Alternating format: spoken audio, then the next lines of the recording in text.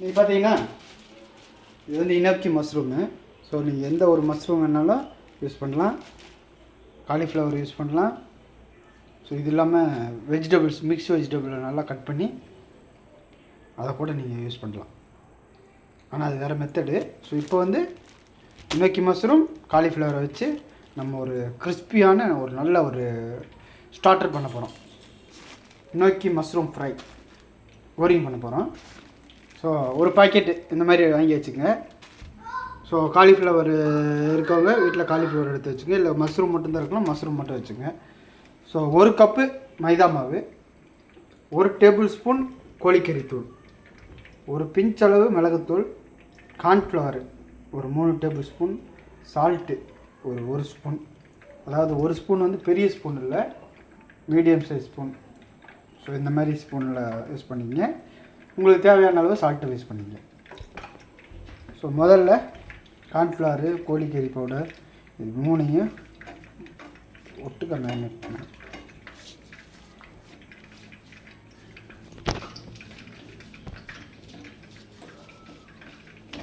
So இதுதான் KFC கோழியும் பொரிக்கலாம் இல்லை. ஆனால் ட்ரை பண்ணி பாருங்கள், அதுவும் நல்லா தான் இருக்கும் அந்த கோழியும். ஸோ எண்ணெய் வந்து 150 ml சுட வச்சுக்குவோம்.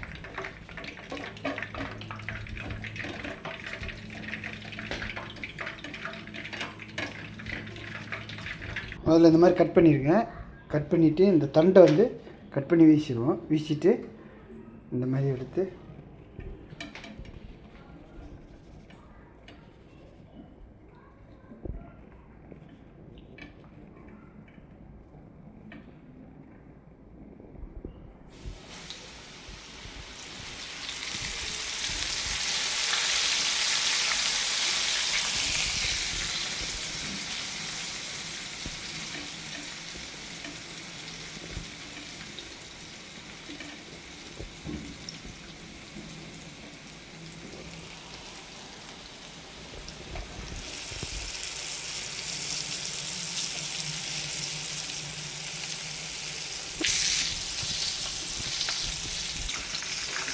திருப்பி போடுவோம். ஸோ சில இதை வந்து திருப்பி போடவே தேவையில்லை. இப்படி ஒரு 2-3 மினிட்ஸ் குக் ஆனாலே போதும்.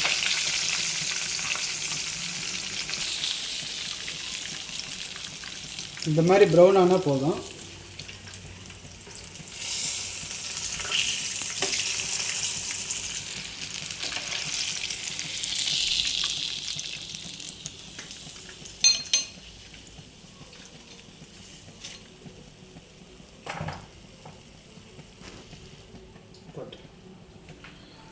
ஸோ இந்த மாதிரி எடுத்துங்க. எடுத்து கழுவிட்டு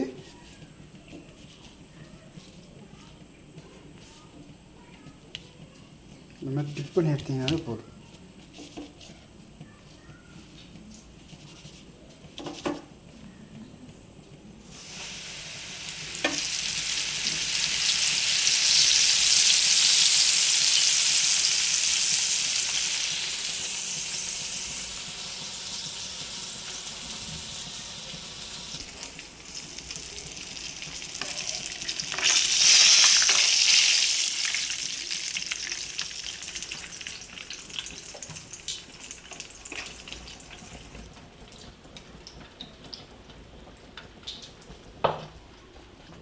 இப்போ காலிஃப்ளவர் வந்து வாஷ் பண்ணிட்டாச்சு.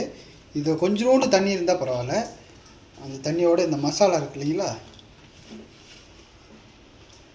அந்த பவுடர் எடுத்து இப்படி மிக்ஸ் பண்ணுங்க. லைட்டாக மிக்ஸ் பண்ணிடுங்க. இந்த மாதிரி லைட்டாக தண்ணியில் பண்ணிட்டு எடுத்து இதில் போடுங்க.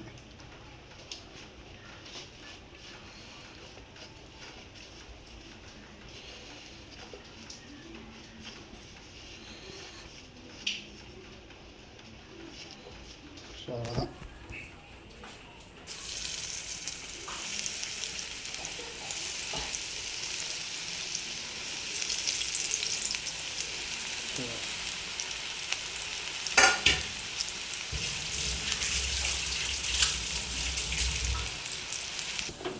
இப்போ வந்து காலிஃப்ளவர் ரெடி ஆயிடுச்சு. இதை வந்து நீங்கள் ஒரு ஸ்ட்ரெயினர் வச்சு எடுத்துக்கலாம்.